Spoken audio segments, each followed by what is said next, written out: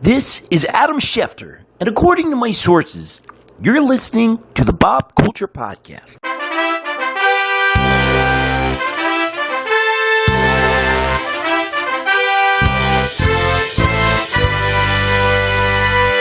Ladies and gentlemen, welcome to a very special fantasy football edition of the Bob Culture Podcast /podcast Dummies. Gentlemen, thank you so much for joining me this morning. To my right, of course, you know him as the Shore Fantasy Football League champion, #champ missioner, my good buddy, Mr. Tim Urig. What's up, bro? Hey, what's going on? I am glad to be here once again, and I'm so excited to talk fantasy football. But if I'm being honest with you, I'm so ready for kickoff. Yeah, me too. And we're sitting down, like I said, those shameless plugs here on the BCP, eating those purple glazed donuts. How are those treating you guys so far? I'm not gonna lie, these are like my favorite donuts. And he's got a big glass of milk over there. Delicious. How do you have donuts without milk? I know, right? It's not a communist country. Not in this studio, damn it. It's America. But of course, you see him chowing down on those delicious donuts. I already stuffed my face with them. They're so good. Mr. Trevor Marden, of course, Jets PA spotter and executive producer over at iHeartRadio. What's up, bro? How are we doing, Bob? Thanks for having me back. Oh, good. Gentlemen, it's an absolute pleasure. Excited to talk fantasy football. Obviously, there's a lot going on in the world of the NFL. We were just talking about some of the drafts we had recently. And last year we did our podcast, and I was the unicorn at the time of doing the podcast, being the loser in my league. Well, I brought a little something with me. Ladies and gentlemen, if you can see that. See, this is the best part about all this, is that Climb the mountain. you switched, man. You went all the way from the bottom. Now you're here. I know, right? It's funny. And you know what? Ask me if I'm ever going to quote Drake ever again in my life. I knew it was coming. We'll quote Drake a little bit more in this. But, last time this year we all got together and Tim had said, Rob, you were humbled. And I said, I learned how to lose. There was some craziness at the end there in the finals. I was down by 2. I was on a Chiefs game. I was going against Mahomes. I had Aaron Rodgers that week with a great game. I think it was versus the Jets. And, I didn't even watch the game. I didn't look at my phone. Kid's just like, look at your phone. And I'm down 2 points. I have no one left. I'm like, it's over. Wake up 6 a.m. the next day. Check the score. I'm up by 3. I'm like, I called him. I'm like, what do I do here, man? This is controversial. He goes, wait till Thursday. What's the deal? It comes out on Thursday. So official. I believe it's Wednesday at noon, Thursday at noon, something like that. The NFL does their stat correction, so it gets finalized. corrections. It gets finalized by the Elias. Did you Sports win Bureau. your fantasy football championship by a stat Oh, correction? no. They didn't initially Get it correct. Okay. Right. So Sunday night, it wasn't right. 6 a.m. Monday, I look at my phone because obviously I'm devastated that I'm in second place. It hurts, man. Yeah. And I look, and by some miracle, Not a miracle. They corrected a wrong. they did. And as I was saying earlier, Wait, the NFL got something wrong? that's a different podcast. Yeah. Here we go. But anyway, I was talking to Tim, and I think the overall ruling here is I haven't done a lot of research yet. Very busy summer. I think I've gotten complacent. I've gone from being humbled to being complacent, and that might cost me this year. It's the true. title. Well, we'll see. Goldie over Because if you go from worst to first, and then from first to worst, Yeah, right. Oh my that'd be god. interesting. That'd be... The Deucicle. I don't even know. Unicorn, yes. Well, just #unicorn right now. to recap myself a little bit here, Yes. is that I went all the way up to the semifinals. I was dominant the whole entire season. Going into the semifinals, though,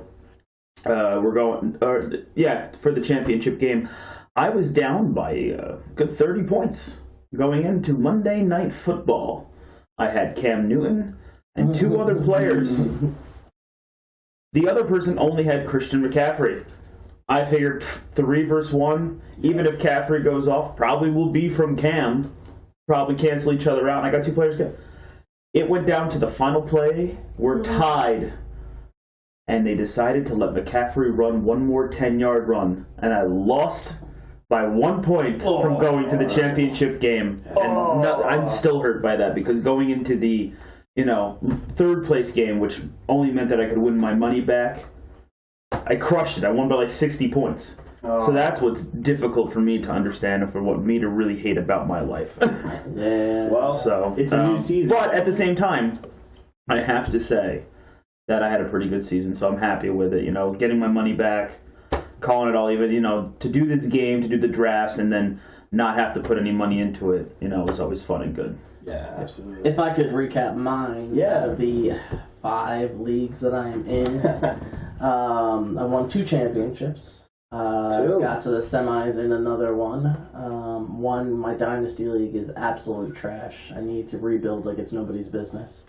And the other one was your league, where I was built for the playoffs, but if Amari Cooper decided that he was going to have the greatest game of his Cowboy career, and I lost. But if I had won that game, I think I'd be holding that belt right now. Oh, yeah. But it's all right.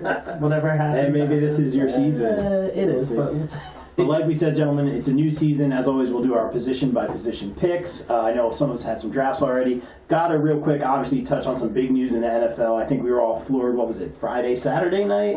Yeah, that's about right. Yeah. I text Tim, I think 11 minutes after the announcement was made. Tim's reaction was like, what? And it's crazy. But obviously, we got to talk about Andrew Luck retiring. A lot of mixed reactions. Obviously, boos from the Colts fans at the preseason game. I'm sure there's a lot of opinions on that. It's been everything on the radio. If you turn on the radio, it's been Andrew Luck, Andrew Luck, Andrew Luck.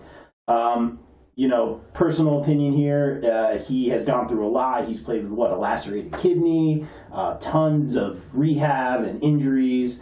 The guy's making a decision, as far as we know, is what's best for his health. I can't imagine doing that rehab for years and trying to get back on the field. I thought the timing was weird, but at the same time, I don't think it was supposed to be announced in the way that it was announced, so I don't think it was like, oh, we'll announce this while there's a preseason game going on.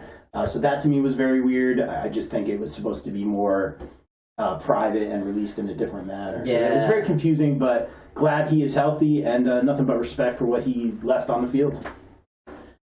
I mean, personally, I think, when it comes down to everything that you see with the mental game, with the headaches and everything that goes like that, if the guy's telling me that he's doing numbing injections before every game and almost every practice, and he's just not healthy and he's not into it, then I can't blame him. As far as the Colts fans booing him go because it came out in the fourth quarter, let's take a look.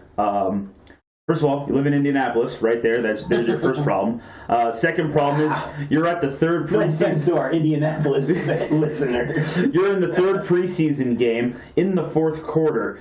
I'm going to say you're 98% not sober. So I'll give you that. I'll give you that out for booing a quarterback like that. I'm also going to be mad and say all this stuff because you're an Indianapolis Colts fan. All right, so you got to have Peyton Manning for a very long time and have very much a great, successful football franchise with him. Winning 10, 11 games a year for however many years they were winning. Yeah, I mean, without a doubt, you have to deal with that. And then on top of that, you have one bad season with Andrew Luck being out the whole entire year, and, it's not our fault that maybe, I don't know, you didn't think about having a decent backup, and it's not our fault that your franchise never wants to put money into the offensive line. So don't blame Andrew Luck. Don't boo Andrew Luck. This is a franchise problem, obviously, because if he was better well protected, he would still be playing for your team. So, I boo you, Indianapolis. I boo you. Wow. Trevor coming down hard on Indianapolis. And, I'm not defending anyone. I totally disagree with the booing and all that. But, again, the timing for me, very weird. And then there were people going after Adam Schefter and things like that. I don't know what goes on behind the scenes. I don't know who did what. I can almost guarantee it was not supposed to come out the way it did during a preseason game. I know Tim and I texting back and forth. Our reactions were very shocked. But I think if you're in that stadium, you're in a fan, it's just, how am I going to react? Like Trevor said, maybe there's a couple drinks and beverages involved. Oh, yeah. No. And I think it was just more of a reaction than kind of a think of well, he put in all this time and he's going through this thing. I think it was just more of I need to react to this. He's leaving the field for probably the last time. I think a standing ovation would have been, really nice. But again, it was very weird. Who knows if Luck even knew if the news was out? I'm sure he did. Was it? Well, who announced it first? Was it Schefter? I would imagine Schefter announces everything. So if you look at it, he announces it first on Twitter. You only got so many characters to do it. Saying that his heart's just not in it anymore, I mean, I could see you being upset about it, too. If it was like a full article that said why he was leaving came out right away, I mean, it was all going to be negative right from that tweet until the next day or until a press conference where he got to explain a little bit. So, unfortunately, it leaked, and I think that's the biggest problem out of all this. Who's the leaker?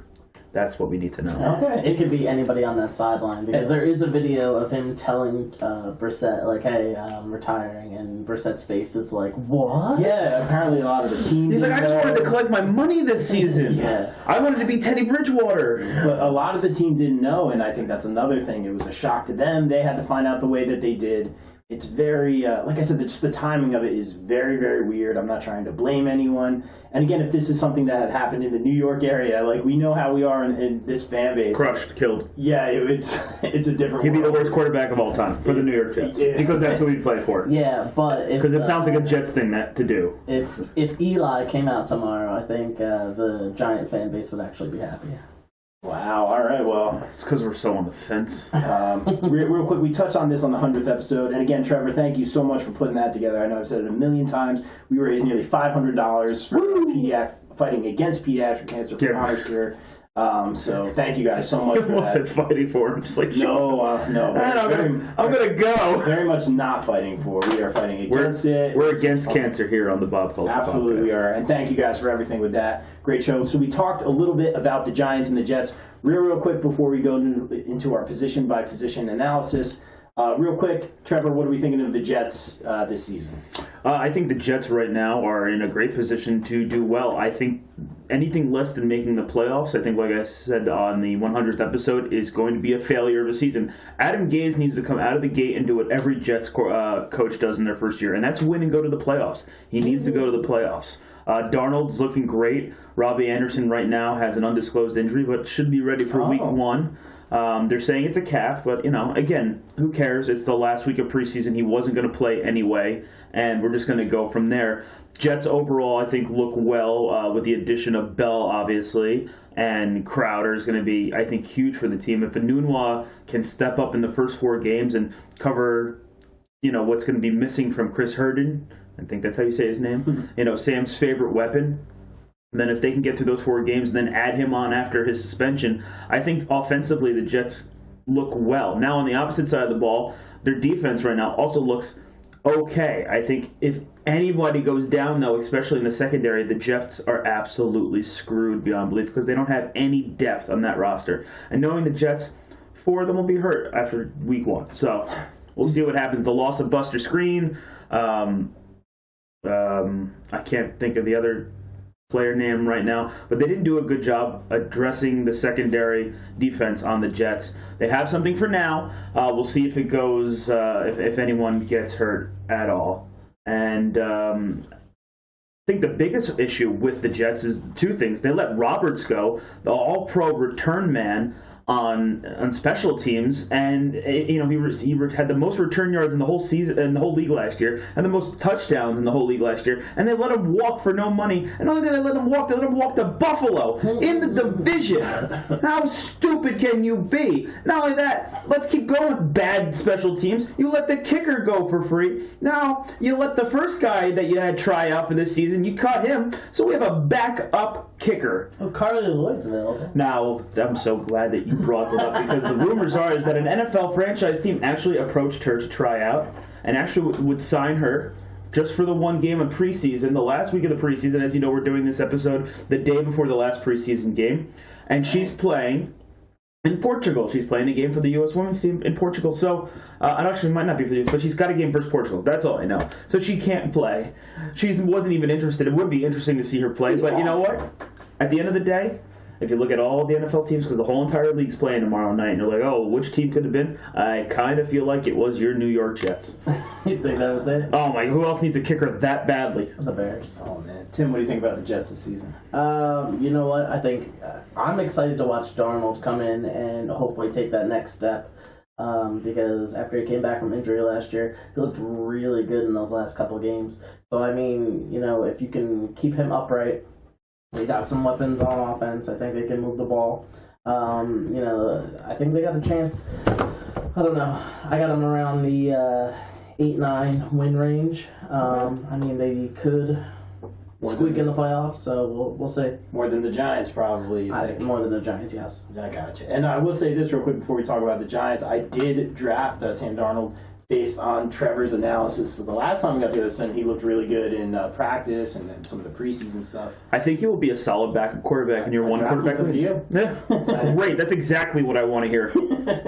So it's your fault. The Sam Darnold juju on me. Great. No, not at all. But Tim, real quick, what do you think about the Giants? And as we talk about the Giants, which we did a little bit already, obviously you got to talk about the backup quarterback making some noise.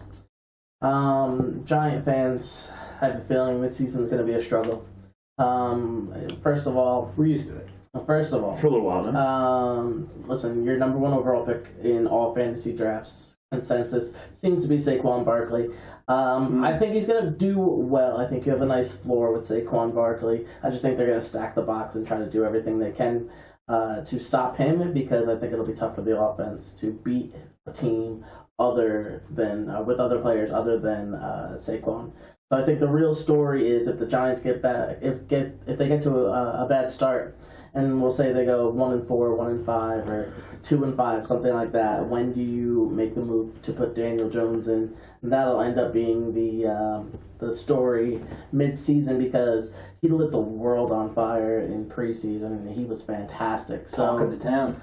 So you know, Eli needs to come out and get off to a nice fast start.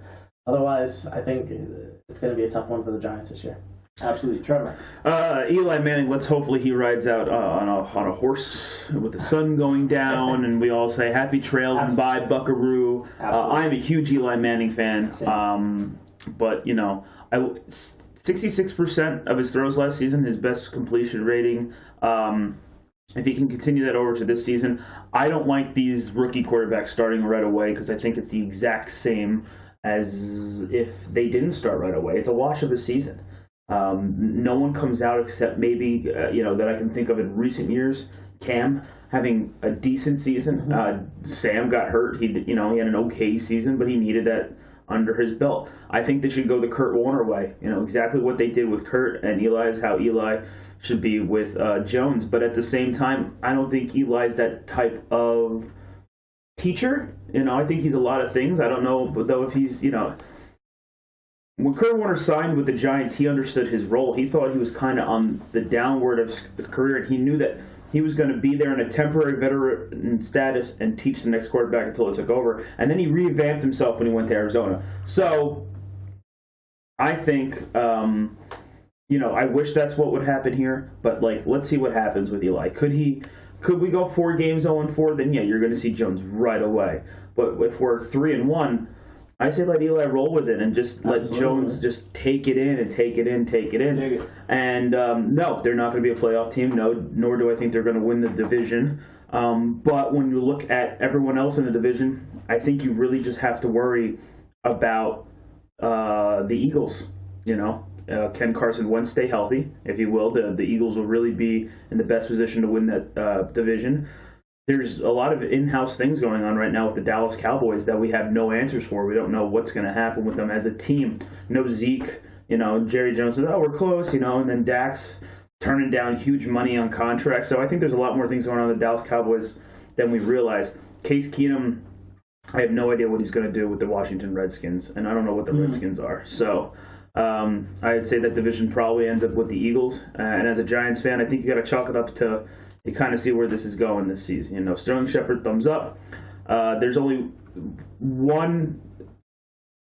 No, I can't say that because I drafted another one. There's 2 Giants players you should draft for your fantasy team. Gotcha. And that's all I'm going to say there until we go to it. Gotcha. And name drop has been a terrible name dropper lately, which I love.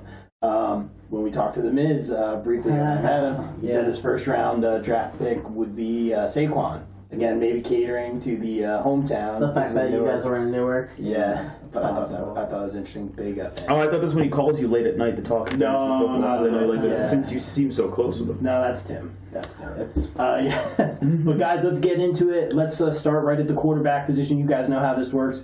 Who are you drafting early? Who do you like? Is Mahomes a potential first-round pick? What are we thinking this year? Well, quarterback-wise, if you're going to take any quarterback in the first round, which I suggest you don't, it should be Patrick Mahomes. Do I think he will repeat what he did last year? No. But he put up the most ridiculous numbers ever last year. And even if he comes off with 2/3 of what he did, he's still top 5 fantasy quarterback easily. So if you're going to take a quarterback in the first round, and I hope people get confused that I'm not staring at you guys to stare at the camera, because that's what people look at. Working the camera.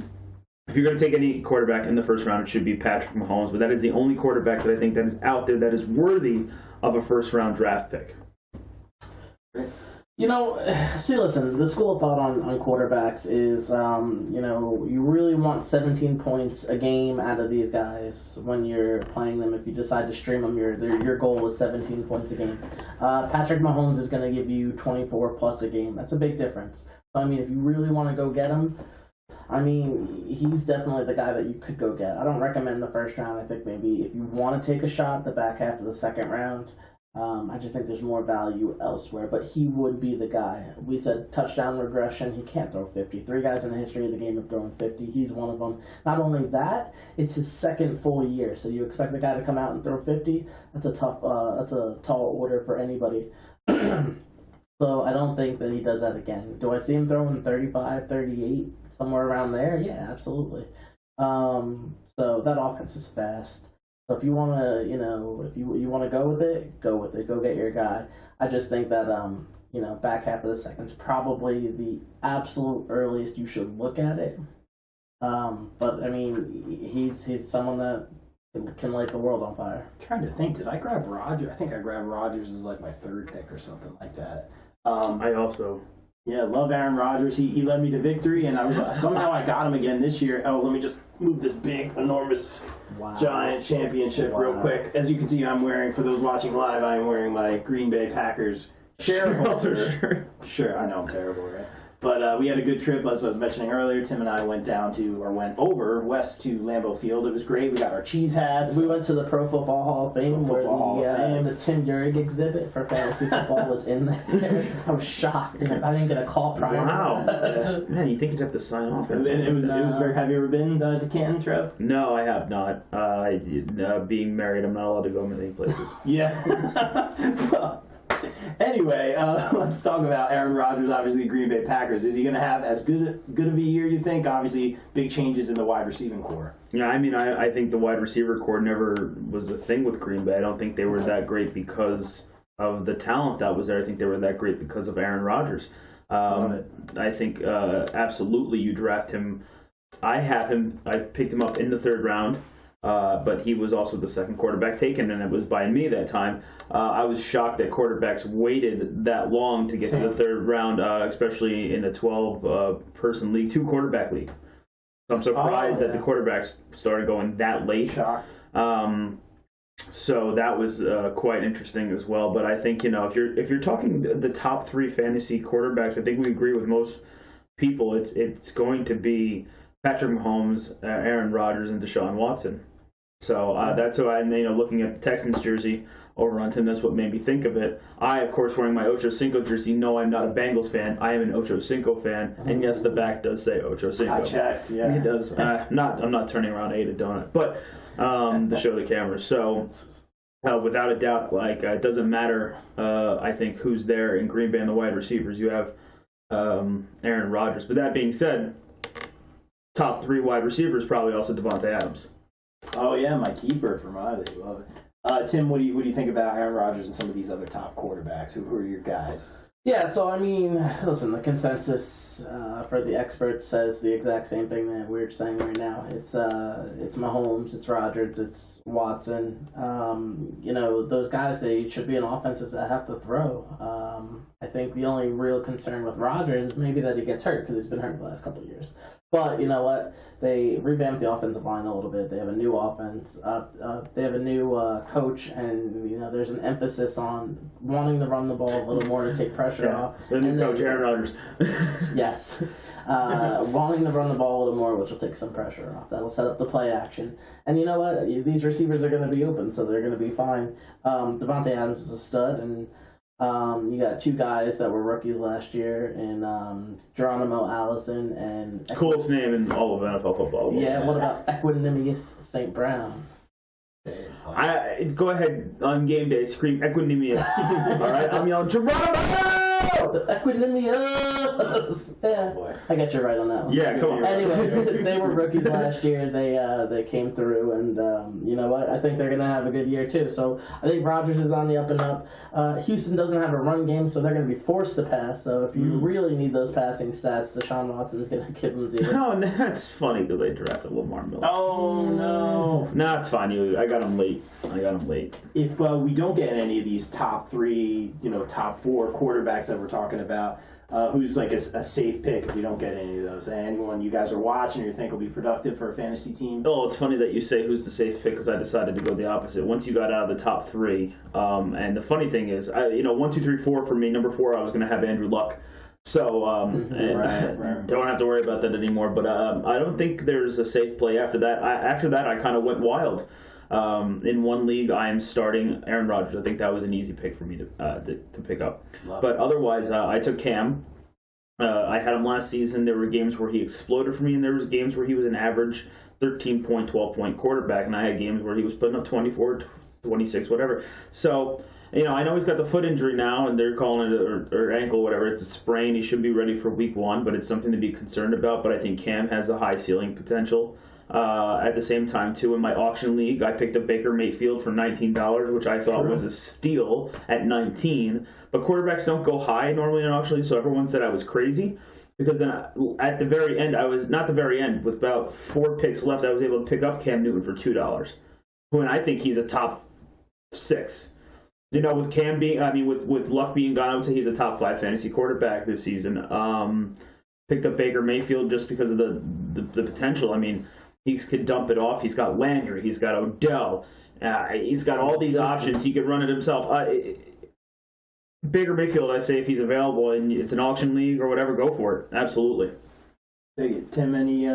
So listen, if you're talking safe, I don't think you can be any more safe than Drew Brees, who's put up the points. He's the number 1 scoring fantasy quarterback of all time. But you got to worry about he's getting older, and at some point the fall off is going to come. I don't think it's this year. I think they get the ball out quick enough, and they have a lot of weapons on offense that you'll see him put up another solid stat line. There was a noticeable lull, I think, a couple games last year. A little bit, yeah. So I don't think he's like matchup proof anymore, where he's like a set it and forget it. I think you really got to look at it, but more times than not, he'll produce for you. Sure. They also in the Saints added Jared Cook, which is huge for him as well. They might finally have addressed the tight end position at a more solid level. Yeah, since Jimmy Graham. I don't know. Matt Ryan, I think, could put up another solid year. They're in a division where I think a lot of points will be scored all over the place. So, Matt Ryan, too, I think could be a solid pick. Other guys, Jared Goff is in a high-powered offense, and if you believe everything that you're hearing about Todd Gurley, then, maybe Jared Goff has to throw the ball a little bit more. Interesting. So, yeah, but I don't know if I'd put him in the top 10 if you're going for it. In a 10-team league, right? 10-team, 12-team league, you're going to put him in the top 12 quarterbacks, fantasy quarterbacks? No, I have him right around 10, 11, 12. Yeah. Now, in all honesty, my philosophy for the most part is streaming quarterbacks go with the matchup.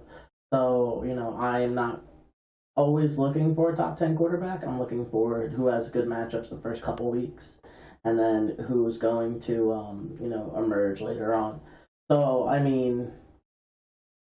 like my quarterback to be set it and forget it. You like I said, yes, and that's just kind of. I'm not benching Aaron Rodgers. Yeah. Just not. And listen, I have Aaron Rodgers in 1 or 2 leagues this year, so I'm the same way too. Like it depends where you're getting these guys. So like if you get a good deal on Aaron Rodgers, like I got him in the 5th round in 1 week. Mahomes went way too early. Nobody drafted a quarterback, and then I'm sitting there in a 12-team league at round 5, and I'm like, yes, I have to take him. Yeah, no, without a doubt. Yeah, so he said it and forget it for me now. So it depends what you like. I'm okay with streaming quarterbacks. It's a little bit more work in season. Like you got to look at the matchups a week or 2 ahead and try to get a guy that you think is going to produce. And and there's that. So depending on the kind of player that you are, those guys are safe. Like I know that Drew Brees went like super late in the draft I just had the other night. Like when I say that he went off the board after Lamar Jackson, after Kyler Murray. You know, guys are just low on him because they think that he's going to fall off because he didn't have, you know, he had a great year last year, but it wasn't these Drew Brees-esque year, right. So they think the fall off is there. Wow. I'm shocked at that. Yeah. I'm shocked to hear that. I would if Drew Brees was available, I would take him over Lamar Jackson. I agree with you. It's just, that's not I have Lamar Jackson in one of my leagues as my backup, as like the number 2. Backup, you know, it's a 1-quarterback league, and I'm happy with it because he has such the potential between, you know, I don't know if he's going to run it or he's going to throw it. The Ravens have nothing again except him, so, you know, the addition of Mark Ingram maybe is the only thing, but, you know, I don't think that's going to save the Ravens season, so I think a lot of it's going to be on his shoulders, which can produce for fantasy points. Interesting. Good stuff, guys, on the quarterbacks. Let's keep it moving here. Just real quick on the quarterback, I got to say one thing, though. You know, what I'm surprised to see and what I actually agree is that Tom Brady, you know, for the longest time, you would think he's kind of like a quarterback. You said it, forget it. And I put him out of the top 15 this year in fantasy quarterbacks. Yeah. Yeah, I kind of get that. And it's funny. But look at all the weapons people are still going to draft. You know, they're going to draft Josh Gordon. They're going to draft Julian Edelman. Gronk's gone, so you don't have to worry about the tight end position. But I actually think Sony Michel is actually going to be good. We'll get to that later. But in a good spot. I got him pretty good too in mine. But you know, Tom Brady, probably the greatest quarterback of all time, and that hurts me saying it. Yeah, even when you said it. It sounds gross, you know, but, you know, I guess I can say it when my team beats him twice in the Super Bowl. So, you know. But it's funny. And fantasy-wise, though, I don't think he's your guy this year. Yeah, I agree, and it's funny, you know, as much as being Giants fans, we tease the Boston fans and all that, the big rivalry. I have to say, I had a student come in yesterday wearing a Brady jersey. And I said, nope, can't teach you this week. I'm going to come back. And his mom was dying. It was great. Sorry. He thought it was funny. If you want to take a shot on a quarterback, I mean, I'm very intrigued with Jameis Winston. He's got to prove it this year. Otherwise, he's going to be gone. But Bruce Arians is there. He's the quarterback whisperer. He did wonders for Carson Palmer coming down to Arizona and Kurt Warner coming down to Arizona, so Jameis Winston has to prove something, and like if you combine Jameis Winston's stats and Ryan Fitzpatrick's stats last year, they were something like the number 6 fantasy quarterback. So I mean, that's got potential. I mean, I have to tell you, I picked up Winston, and I had another chance to probably get like a more solid top 10 quarterback, but I decided in this league that it was the Rodgers league. Yeah. And since I had Rodgers, I was like, you know what? Let me take the flyer on Winston because I think his future in fantasy is going to come up with Bruce Arians. Yeah, yeah. Let's keep it moving, gentlemen. Got a lot of ground to cover. Let's talk running backs a little bit. Obviously, we talked about Saquon being the guy. Who are your top running backs this season? In all my drafts, auction, snake, whatever, without a doubt, Saquon Barkley was picked first or put up first for auction. He went for $65 in my draft, my auction draft. That's a lot of money on a $200 budget. But at the same time, that's kind of the average he was going for, so I let someone else spend the money. I didn't have the first pick in any of my drafts this year, but I think it's a solid pick. Like I said earlier, there's 2 Giants maybe that you draft to start on your fantasy team, and obviously he was one of them, and he's the one to pick. I'm big on running backs. I think they're highly underrated in fantasy. PPR, standard, whatever, I think you need to have solid running backs. A lot of people like to streamline those and switch it with the matchups. I don't want to do that. I need top running backs every season. So in all my leagues, literally, except the auction, obviously, because you do. But I went back-to-back running backs in the draft the whole entire time.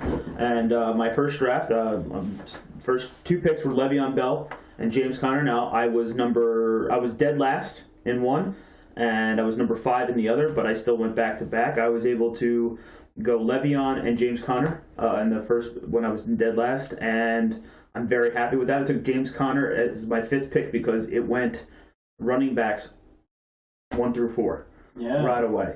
And I was thinking about Zeke. I really was, and I was going back and forth. And luckily, the guy right before me snagged Zeke.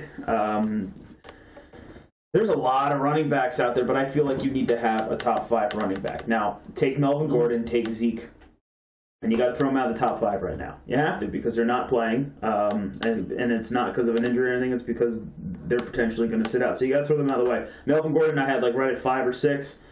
Threw him out. Zeke, I didn't want to take him because of everything that's going on. Like I said, I think there's a lot of issues going on in Dallas. but he should be up there if he plays, and he might play week 1. A running back that I think is going to have a fall-off year, a good year, but not a top 5 year, is David Johnson. I had him kind of like around 5, too. So I had the option of taking David Johnson, James Conner. I went with James Conner. You can't go wrong, I think, with Pittsburgh because not a lot has changed, I think, in their game plan. Juju obviously taking over Antonio Brown. You still got Vance McDonald there, Big Ben. I think James Conner is going to do the exact same role that he had last year as well. So, without a doubt.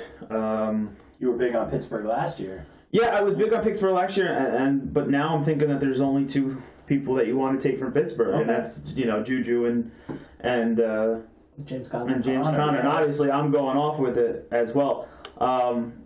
I'm kind of having like a brain fart right now, though, as far as running backs. As running backs go. Tim, what do you got? But yeah.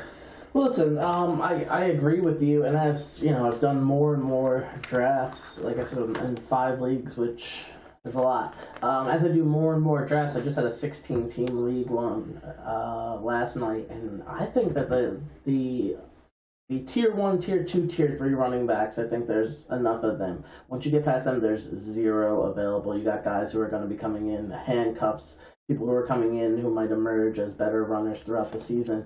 But I mean, I think I agree with you that if you can do it, get one of these running backs that have potential to be top 5. And if you can really do it, get 2 of them.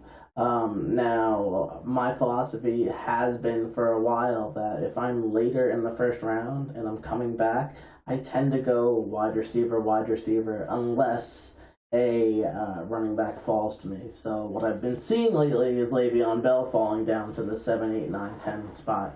And I'm actually more okay now taking Le'Veon Bell there. Because he does owe me from last year, so I think personally. Didn't he apologize to you personally? No, he did not apologize personally. It's just a blanket apology. Yes. I think somebody made him do it. Although someone made him do it. Yeah. I think his tweet was that he's going to bring home trophies. There was 2 of them in there, so if that's the case, then I will take them.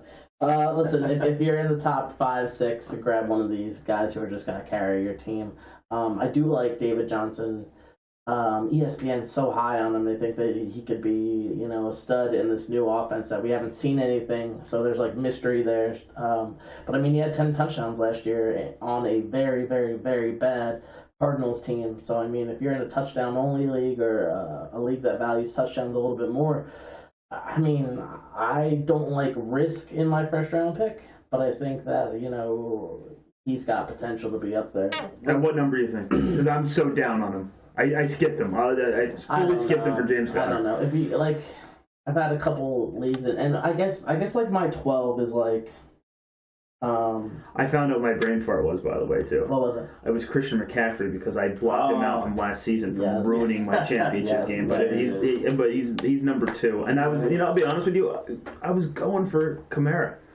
I figured at the 5th pick I could grab him, but he was gone. Yeah, Kamara's been going like 3. Yeah, it was Saquon, Christian McCaffrey, Kamara, and then not Johnson. It was someone took someone. Maybe it was a wide receiver, but maybe Zeke at 4. Oh, it was Zeke, duh, because I was thinking of taking Zeke. Yeah, so at 5, then I picked up Connor, and I'm struggling with David Johnson at 5. 6 and 7. I had the similar situation where all those guys went 1, 2, 3, 4. It was Saquon, McCaffrey, Kamara, Zeke, and at 5, the guy I was sitting at 6. The guy ahead of me went with DeAndre Hopkins, and I'm sitting there and I'm like, do I want one of these receivers? Do I want one of these running backs, or do I want Davante Adams? I went with Davante Adams thinking he's the safer pick because in the first round I like stability and a safe pick other than last year when I had Le'Veon Bell. It's okay. I drafted Peyton Manning the next day. He broke his neck. Yeah, so listen, David Johnson, I guess I'm comfortable around 7, 8 with David Johnson there. Yeah, interesting question I wanted to pose to you guys. We talked about this a little bit last year. That Green Bay running back dilemma, like with who do you play? I've always gotten tangled in that. I picked the wrong guy or I picked the right guy and I play the wrong guy. A lot of these fantasy magazines have, I believe, Aaron Jones ranked very high. What do you guys think about the Green Bay running back situation? Is that something you stay away from? Mike, I believe, drafted Aaron Jones, I believe it was. and he's so stoked about it. And I'm sitting here going, dude, like, you don't know who's going to play. Granted, there's a new coach in Green Bay, so we'll see if that changes, but kind of, I think, ranked very, very high. And then similarly, the New England running back situation where you have guys like James White who are awesome, and then they just don't end up not playing a game. How the way they rotate these guys between starters or backups or strategy, whatever it may be. What do you guys think? Is it worth taking an Aaron Jones early, or is it going to be Jamal Williams, or is it going to be Sony Michel on the New England Patriots, or the James White? What do you guys think about it? This is the struggle that I'm kind of just trying to avoid altogether at this point. It's been so frustrating. Any thoughts on any of those guys? I have had a past with Aaron Jones. It hasn't been a good one. Exactly. Our relationship is scarred. It's personal. But let's put it this way. In my auction draft, Todd Gurley got up.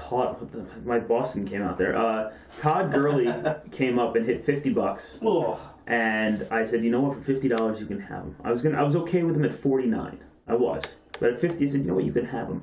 But I also knew that realized to me, I was like, I'm all in on Aaron Jones, because he was the best running back available at that point.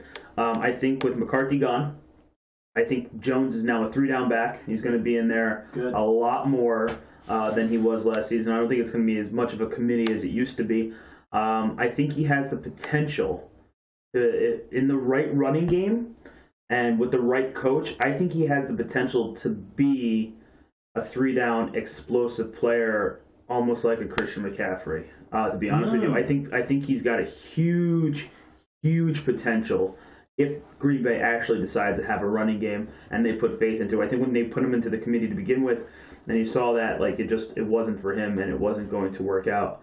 That being said, I paid $50 for Aaron Jones in my auction league. Oh, okay. Because he was the best running back available, and I didn't have one yet. There you go. So yeah, no, and which is very funny because my very next pick back, I tried for Gurley, didn't get it. Got Aaron Jones, panicked. I thought I was panicking because earlier in the draft for $20 I got Devontae Freeman. Okay. I think for $20 in an auction league, I think that was a steal. But I'm big on Jones this year, especially since now he's on my team.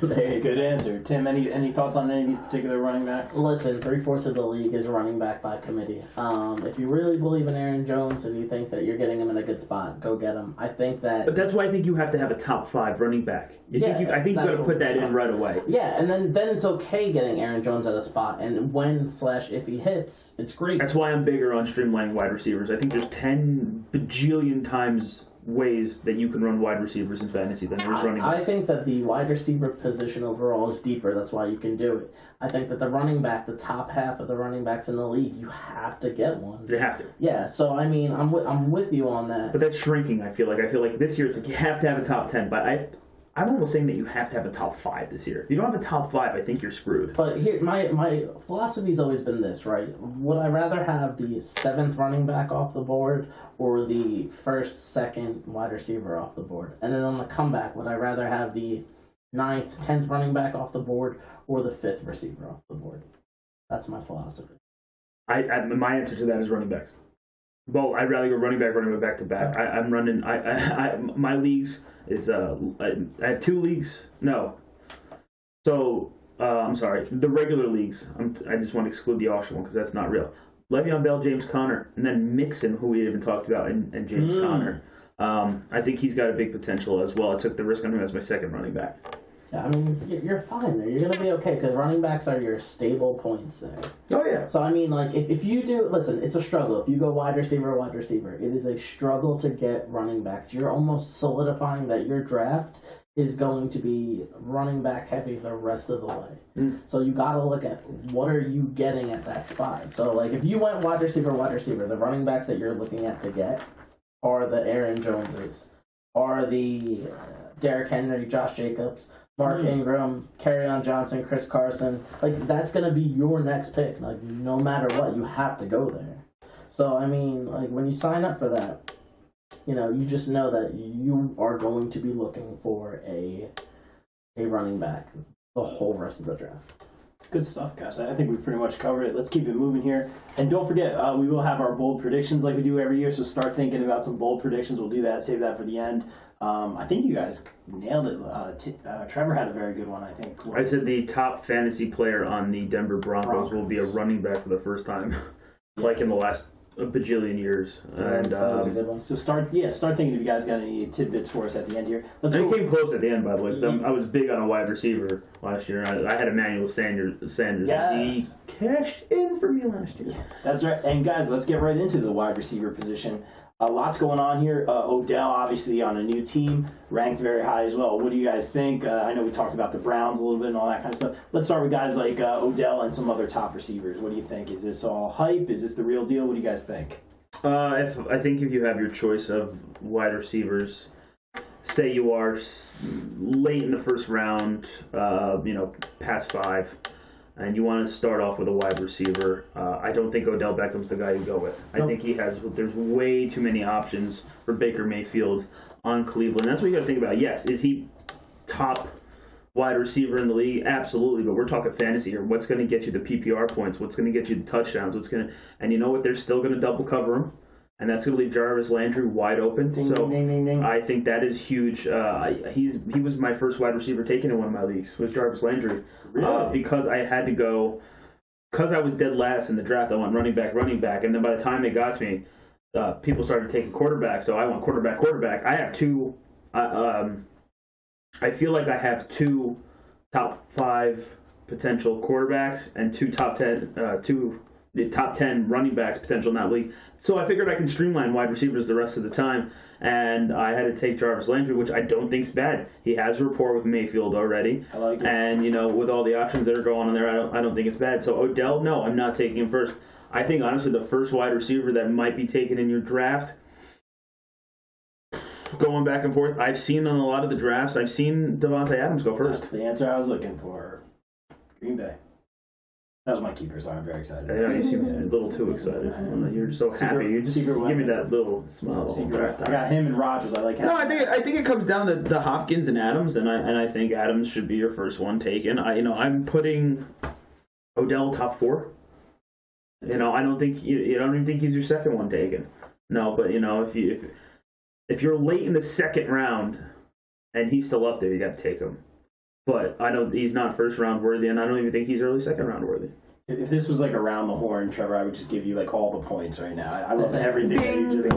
There it is. Tim, what do you got for I have something witty written behind me. Yeah. So listen, like your wide receivers, right? We talked wide receiver. If it's late in the first round, you want to go get him, right? But I mean, it goes pretty chalk in order. Like you have Davante Adams, Hopkins. Anyone that you like up there, go get him. I'm a big fan of Michael Thomas. I think he's just the safest pick. Yeah. He's gonna get it. Yeah. But I mean, I like Odell for the upside in general. If you're getting a little bit deeper, I'm seeing Antonio Brown fall a lot. Like, I know that he has his foot injury. Like, he's got, No, it's not a foot injury. It's a feet injury. His feet injury. But listen, like, he wasn't playing in the preseason anyway, let's be honest. And, if you watch Hard Knocks, he is still running, and I don't think that they would put him in jeopardy of anything else if he wasn't coming back. So, like, his feet need time to heal. He's getting that time to heal. Also, he's a target monster in that offense, so he's still going to get his. So I see him falling a little bit. Just looking down at some guys that I kind of like down the line, I think with the A.J. Green injury, Tyler Boyd gets a boost up. Grab them for the flex. Yeah, a lot of people like Chris Godwin, Arians has come out and said that he's going to be on the field like all the time. I see Marvin Jones falling. Now Marvin Jones isn't going to light the world on fire, but the value that I've seen him at, like you can go get him and you'd be okay with that. Emmanuel Sanders looks good. You could get him really, really, really late. Everyone seems to like Cortland Sutton a little bit more, but Emmanuel Sanders is going to be playing the slot zone PPR leagues. I like him a lot more. I picked him up for that exact same reason too. He's on 2 of my benches right now. I had Emmanuel Sanders last year, and he crushed it for me, like I said. But veteran with some young guns on the wide receiver core right there. So I don't know how many looks he's going to get, especially with Joe Flacco. He's coming but he's off Emmanuel Sanders. Yeah, he knows the game. The other two might not be in the right spot, and Flacco's also a veteran. He might know where to throw the ball to. But the injury, you're right, is a concern. Yeah, so he had that injury last year, but he looked good the other day in preseason. You should stash him. If he's there, you should stash him on your bench. Absolutely. A lot of hype on D.D. Westbrook because it seems like Nick Foles only threw to him in the preseason. So you see if that continues. I'm seeing Corey Davis fall a lot. I've picked him up in a lot of leagues because of value. I didn't necessarily want to pick Corey Davis, but I mean, as far as target share in that offense, he is their number one. So if you get deep into a draft and you have a number one receiver available, even if it is on Tennessee, you got to go get him. So I'm liking him a little bit later. Calvin Ridley, I'm not too high on. I know he had like 10 plus touchdowns last year. And he's in a high-powered offense. I don't think they can do that. I think that there's going to be regression there. I have him more around the 6 touchdown range. But we'll see what happens there. I'm super interested, and I want to know your opinion on Mike Williams from the Chargers because he comes in and he's their big guy behind Keenan Allen. So I don't want to say he's the number one, but he's their big guy behind. No idea.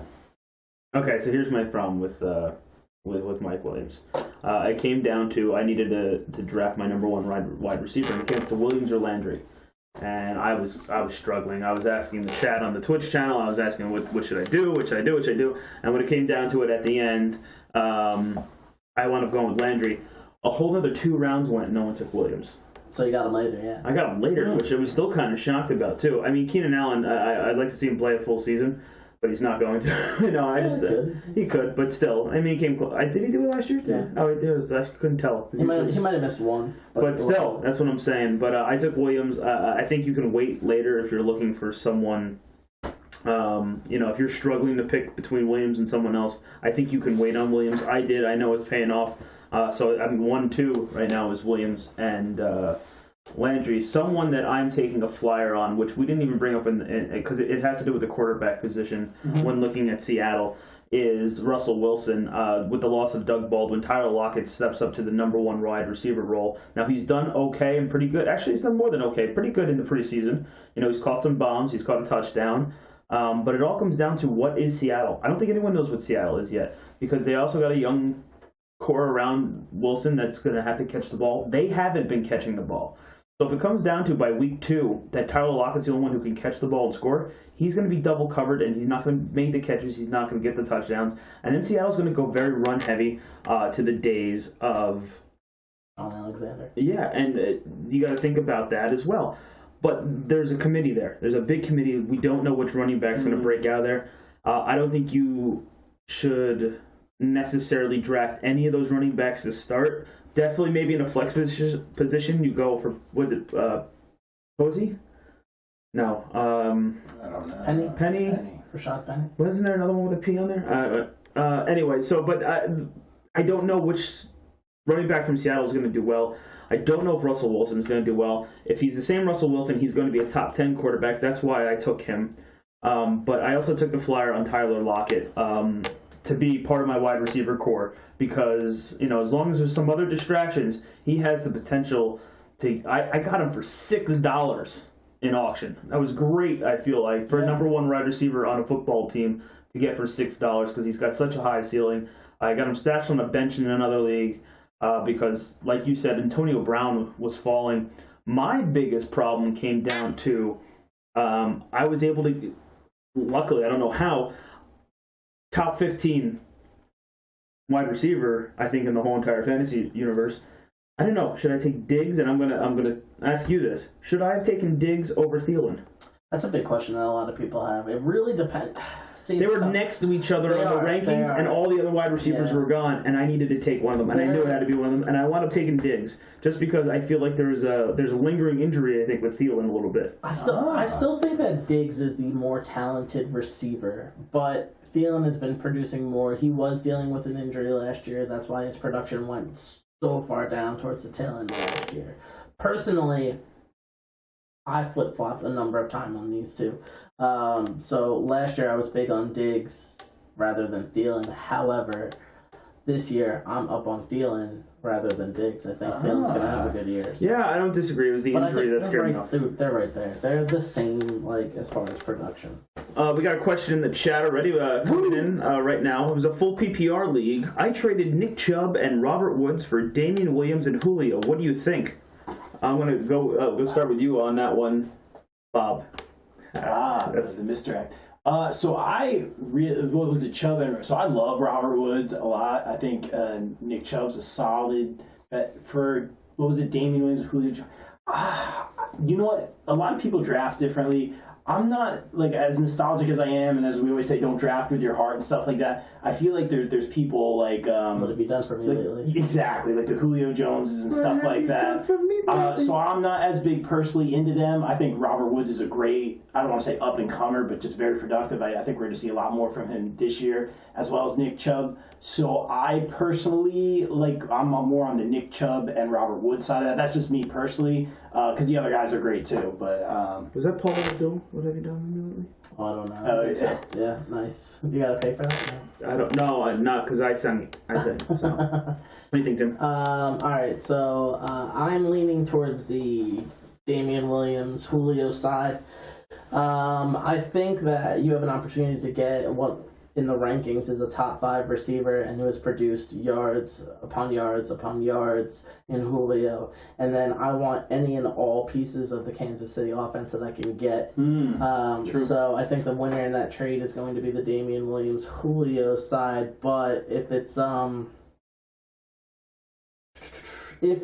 dynasty league, I like that being a little bit more of a fair. It's actually pretty fair all around. Yeah, I don't think everyone's looking at him going, "Oh, what you do?" Like, I think it's fair all cool around. Trade, yeah. If it's a dynasty league, I like the Nick Chubb side a little bit, just because Julio probably has 3 years left, and Nick Chubb I think is going to be a mainstay for a couple years. But I'm leaning towards Damian Williams and Julio because you get the top receiver. And I think Damian Williams will have a big year in an offense that I think is going to put up a ton of points. I think you guys are both nuts. I think both, and you both said opposite things too. I think the whole apprehension of talking about it, without a doubt, I think that guy just got the biggest steal after a draft in the world. Damian Williams taking over for Kareem Hunt. Absolutely, I would want him on my team. I'm putting him in the top 10 for running backs. I hope so. And Julio Jones is Julio Jones. You're thinking about Matt Ryan as a top 10 quarterback, and it doesn't matter if Julio's double covered. He still makes those catches. He still gets those touchdowns. As long as he stays healthy, he's a top. I'll say it. Yeah, no, he's a top 4 wide receiver for fantasy this year. So you got a top number 1 wide receiver for your team. I think you just got a number 1 running back for your league. And I think between Nick Chubb and Robert Woods, you wouldn't draft them that way. So I think you absolutely just stole 2 huge players, and the other guy's an idiot. Oh, there it is. Yeah. Well, the Damian Williams thing is because they really think that they're going to have a running back by committee. So, I mean, I agree. I think he's the one scoring the touchdown. I think so, too. And that's why I have a share in him in a whole bunch of places. But, you know, it's preseason. You can't put a lot in the preseason, but they've been going heavy with the other running backs in preseason as well. Great question, though. Thank you. Yeah, no, thanks. That was, absolutely. But, you know, and funny thing, too, though, going back to wide receivers that we were talking about before, there's a lot of times I wanted to try to pick up in the 6th or 7th round A.J. Green, and he got snagged for me every single time, even though he's hurt. You know, and he would go before Boyd. And he's a starting wide receiver. Yeah, the people are really concerned about that foot injury. He's 6 to 8 weeks. He's older. I'm thinking he's going to go the whole 8 weeks. So listen, 6 to 8 weeks. I would agree to stash him, but if you're going to wait 8 weeks to stash someone, you stash Kareem Hunt. Yeah, well, listen, don't draft Kareem Hunt. You're not getting him until week 9, week 10, and even then you don't know what you're going to get. He went in all my leagues. I know. It's insane. I know. Listen, what were we just talking about? Wide receivers.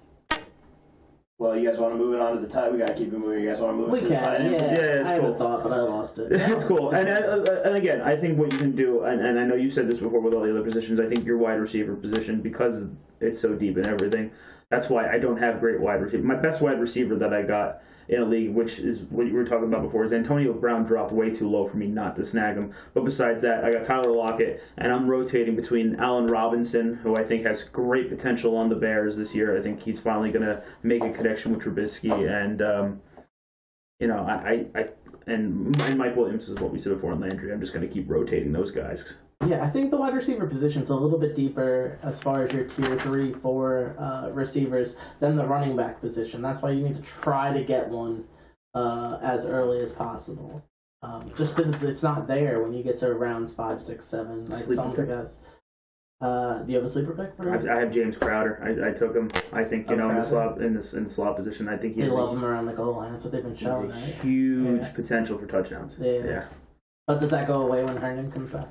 That's why I picked him up almost second to last in all my leagues. Yeah. Interesting. I'm really interested. Yes, that means I took a top 2 kicker. I'm interested to see how this question ages during the season. I'm really going to keep my. You should really write this one down. Yeah. I'm thinking about it. When we do our recap, I want to know. Really, really great, but a fantastic question. Keep them coming, guys. Let's talk a little bit about the tight end position. In years past, it used to be Rob Gronkowski, everyone else, maybe one or two other guys. My first round pick, do you remember who it was in our league? Kelsey? It was Kelsey. I'm not a big tight end guy. I've always lost by a tight end or in a close game, or tight ends are tricky for me. Not my favorite. So my first time ever picking a tight end as my first pick in the first round. Well, with Kelsey, my father-in-law Ken will be very happy about that. Well, yes, it was your first round pick, but it was after 10 keepers have been off the board. So it would. Yes, exactly. Let me make that very clear. Yes. It would have been the 17th, 18th, 19th pick overall. Thank you, Tim. Yes, thank you for making that very clear. And also, I was the 8th pick. I believe. So yes. But let's talk about the tight ends. Obviously, we have your Kelseys. Your top tier guys, and then is there kind of just like everybody else? What do you guys think about the tight end? Is it significant this year outside of those top guys? What do we think? Well, once again, if I draft you as my tight end, then you're going to be hurt by number 4, and you'll be out for the rest of the season. I'll be forced to pick someone else up. Seems to happen with me every season. Kelsey's the only one that, if you're going to draft tight end early, you draft Kelsey. It's very simple. I've seen him go in the top 2 rounds in all my league, and then it kind of fizzled out there for a while. I had a draft that was earlier this season because the league's dumb that I'm in, but so I took a tight end probably too early in that league.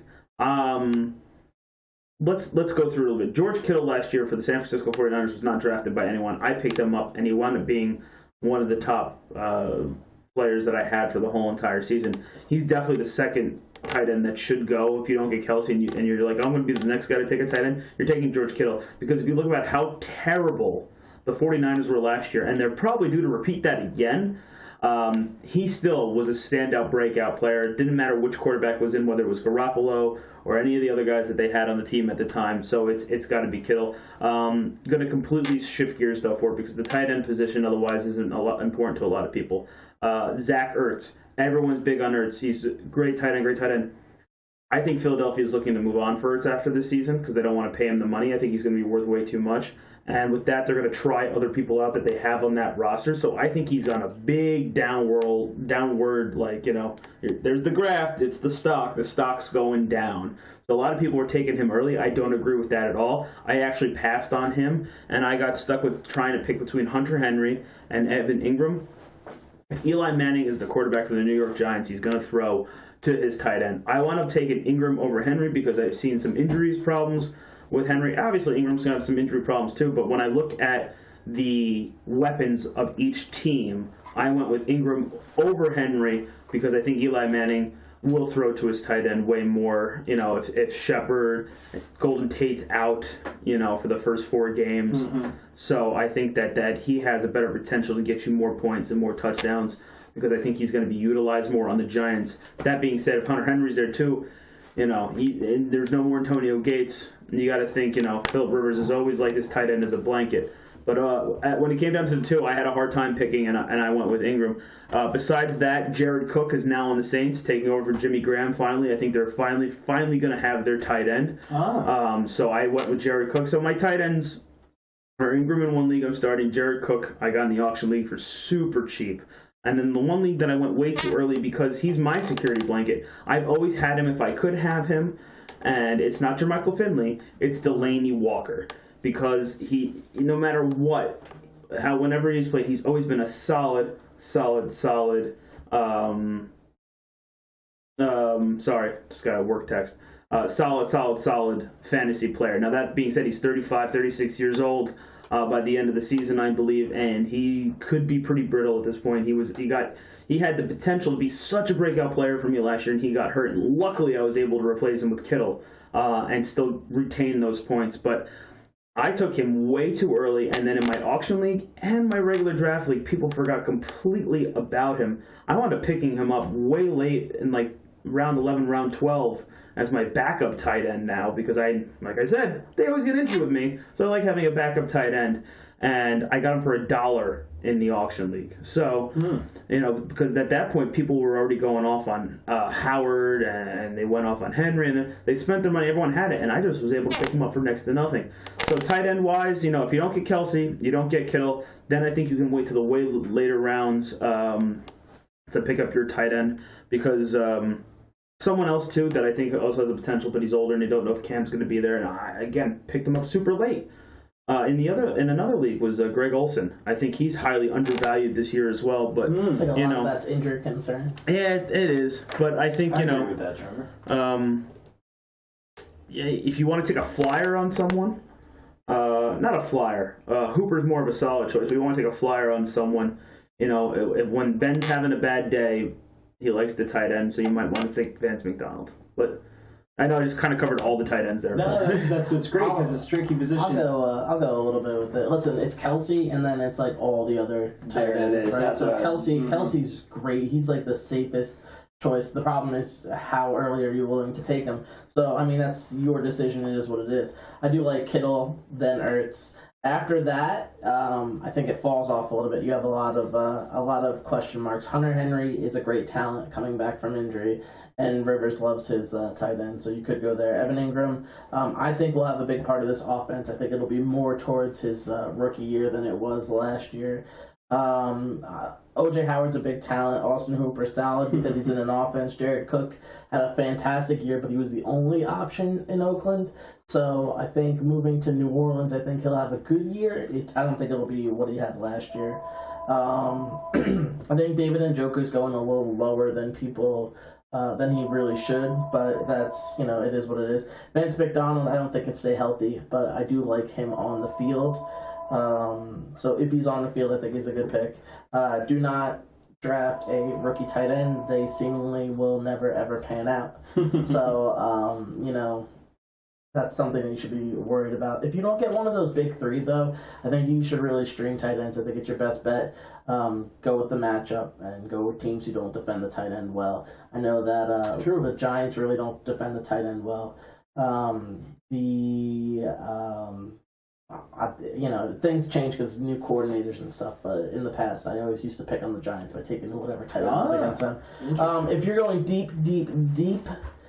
deep sleeper as far as tight ends, I kind of like Jeff Swain, the kid who was in Dallas, but now he's in Jacksonville. Nick Foles is there, and Nick Foles loves his tight end. Okay. So to something like 30%, 29% of the target share when he was with Ertz. Granted, it was Ertz, and you should throw to him all the time. But, Nick Foles, I think, will rely a little bit on his tight end. So I think Jeff Swain could have one of those, middle solid years. I would not be surprised if by the end of the year he was a top 10 tight end. But, that doesn't really mean anything because it's the top 3 and then the world, so... I gotcha. I love these questions coming in. Real quick, guys, another great one coming in. Thoughts on Gronk coming back this year? What do you guys think about that? I have some thoughts. What do you guys think? Right off the bat, I don't think Gronk's coming back. I don't think he's coming back, unless it's Bill Belichick calling him himself saying, hey, we need you. And then maybe he'll think about it. I don't know if you saw the story that came out yesterday about him endorsing a CBD oil company, and he was talking about how much it helped his body recover and how much pain he was in and how much he was going through. And I think that's just, these videos and things like this are now coming to surface because of the whole Andrew Luck situation. So, and the great Boomer Esiason said, you don't know unless you play the game. These guys, when they're hurt, they're hurt. I don't care what people say. Hockey players, they get cut in the face and they keep playing. When you're hurt like that, especially in football, it could be, Andrew Luck chose to be with his family 10 years longer, probably, if he kept playing. He chose to walk straighter, a little, 5 years longer in his life, then, he's made his money. I can't be mad at the guy because of injuries, and I feel like Gronk has realized that more now that he's not playing, that, like, he's still hurting. So I don't think he's coming back. Yeah. Plus, I don't know if you follow Gronk on any social media. No, because of the women, it's way too tempting. He's having more fun than anybody, so I don't think he's going to come back. That's just Gronk. Listen, he played a physical game, and if you watch anybody try to tackle Gronk, they try to tackle him harder than anybody because he was so big. So, he's away from the game. He's hurt. Or he's been hurt, and, I don't think he comes back. Does he miss the game? Probably, but, I just don't think that he'll be back anytime soon. I gotta go for the trifecta here. I agree. I don't think he's coming back unless some very special circumstance. I don't see it. I go to the local pizza place in Belmar, and there's the Gronk autograph. He's hanging out at Belmar at some place partying. That's Gronk. He's such a dude. Good for him. I'm happy that he's away from the game. We knew that, a lot of back things, I believe, with him. Back, yeah. Which isn't good. Isn't good. Some of these big dudes, they're running all the time. It takes a toll on you, not to mention all the hits. I think it's great he gets away from the game, and right now, like as Trevor mentioned, there's other stuff going on with him. A lot of those WWE rumors are resurfacing with him making an appearance at WrestleMania a few years back, being friends with Mojo Rawley, who's in the WWE, so he wants to do some sort of stint with them. Or something or an appearance. You can never say never. Like, I would have 10,000% never thought that Andrew Luck would have retired. I'm with the never say never mentality. That's always kind of been my way. So I also don't think he's in shape anymore for it, though. Yeah, exactly. And I don't see him coming back. But like Trevor said, maybe Belichick gives him a call or something like that. But yeah, I do not. One Aaron Hernandez joke. I'll be doing some editing later. Yeah. But I don't see Gronk coming back. But fantastic question. You guys want to move on to some defense real quick, and then we'll do our bold predictions. It's literally quick because it's defense. It's defense. Defense. I'm just gonna, I was lucky enough to get a lot of my old team last year. If it ain't broke, I went with the Rams. I took a flyer. I'm not actually going to say a flyer. I clicked on the wrong team. Nice. I clicked on this is a good choice, and then as soon as I had the button down on the mouse, I realized the Chargers were still available, but I took the Cleveland Browns in one. I think you'll be all right with that. I know, and then I have the Vikings in the other two leagues, so I think I'll be solid with the Vikings, and then, but I can't believe that. I mean, who else would? I have so many Browns on my team. I have so many Cleveland Browns. It's going to be fun games to watch for sure. Yeah, listen, when it comes to defenses, you're in a couple different camps. Defenses always go way earlier than they should. I mean, if you string defenses, you'll be in good shape. You got something on? I'm sorry, just a question came into the chat where I'm going to Bob, go ahead. And I think this is another no-brainer question. Okay, sorry. I'm sorry. Dalvin Cook or James Conner in a full PPR league. They were both on the board at pick 18, which is insane if you listen to earlier in the broadcast what we were talking about. And I went with Cook. Thoughts? Tim, take it away. Great question. A full point PPR, is that right? Yep. All right, I like James Conner. I had him last year. I thought he was great. I got him post-draft. I got him for free because nobody was there. So, I mean, I had the Le'Veon Bell, so I had to handcuff him. Just had to do it. I love what he does for that offense. Injury concerns a little bit. Same with Dalvin Cook. I actually don't think you can go wrong with either. I think that you go with the higher-ranked James Connors in this spot because I think they're going to rely on him a little bit more. With that being said, Minnesota is going to want to run the ball a little bit more. They've been very on the forefront as far as and vocal about saying that. But there's more injury concern with Dalvin Cook. I like Dalvin Cook. I try to target him where I think it's appropriate to target him. If you're giving me that choice, I'd probably go James Connors, but I really, really like Dalvin Cook this year.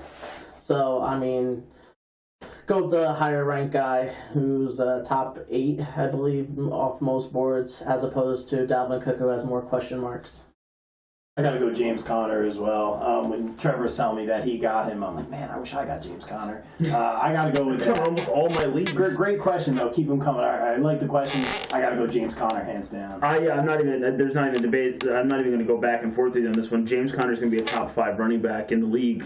If he stays healthy, yes. If he stays healthy, absolutely. But I think there's that big injury concern that you have as well with Dalvin Cook, and I don't think you can trust him. At 18, for James Conner to still be on the board is insane to me. Maybe it's like you said with the keepers and stuff like that, but I think easily you take James Conner. He's going to be a top 5 running back. I'm more worried about, because if you look with Juju and Big Ben and what the Steelers are known to do with the veteran coaches and a veteran mindset, I don't trust Kirk Cousins, even though I took Diggs.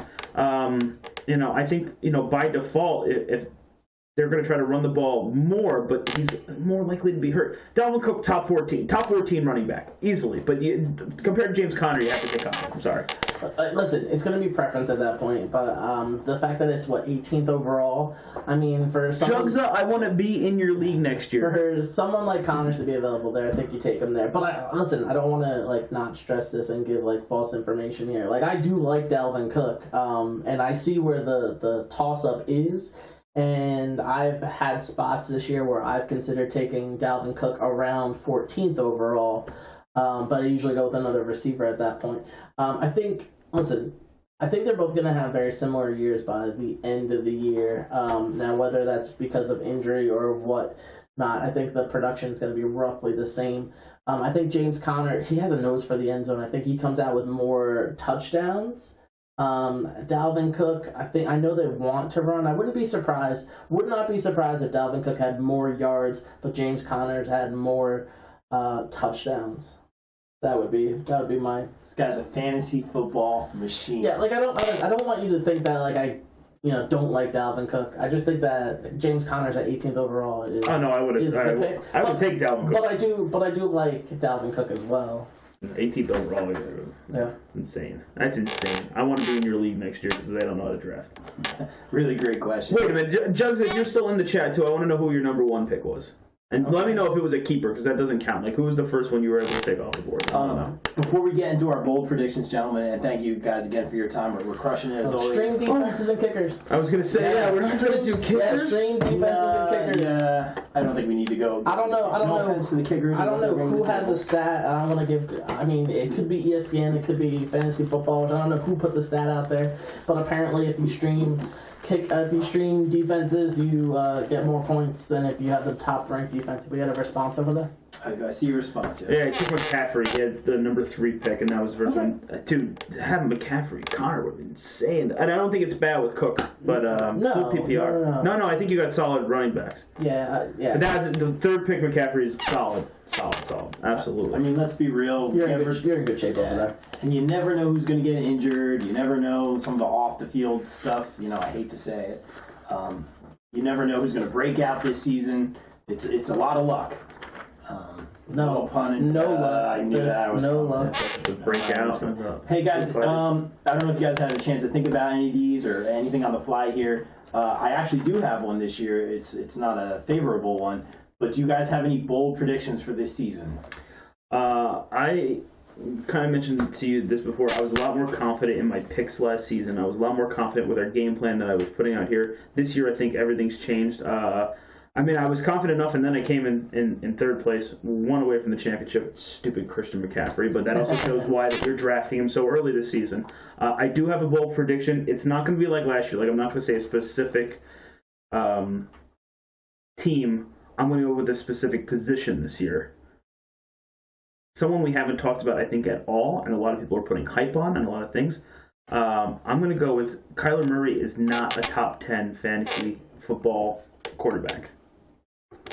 Okay. Tim, any bold predictions? I actually think he might not be a top 15. Oh, it's still going. Yeah, I'm with you. The only thing is that the value of the yard is so much greater for running quarterbacks. So I don't think that his passing stats are going to be any good, but I really think that because he's a young quarterback, that his first thought when the pocket breaks down is going to be to run. So if he's going to throw for 150 yards 1 or 2 touchdowns, but have 60, 70, 80 yards rushing, those add up. So, I mean, you're getting 6, 7, 8 points. He turns into like a top 15. I wouldn't be surprised, though, if he's not. If we're talking bold predictions, I think Jameis Winston's a top 5 quarterback. Wow. Yeah. Well, I hope so. He's on my bench. Top 5? Top 5. I think Bruce Arians. First. I think Bruce Arians, the quarterback whisperer. They're in a division where they're going to be down a lot. They're going to have to throw a lot. He's got good weapons. I think this is his time that he needs to produce. And, if you get him at the right spot, I'm not saying go out and make him your number 1 starter. I think you could be in a similar situation like most of us were in last year where you draft your quarterback, and then a round or 2 later you say, hey, take a shot on Patrick Mahomes taking over this new offense. I think it'd be a very similar situation. I'm also not saying Jameis Winston's going to throw 50 touchdowns, but I do think that he could throw 30. So mine's kind of a negative one. Might not be exactly what you guys are looking for. But basically, you know how we used to talk about the Madden curse and the Madden cover and all that stuff. I have this feeling. I think Mahomes is going to have a great season, but I just have this feeling. I don't know why it's hitting me. I think he's going to get injured this year, and I think it's going to be like 4 games in or something like that. I don't know why. On paper, he's supposed to have a stellar season. He had a great season last year. He's a guy I would love to get early in a draft.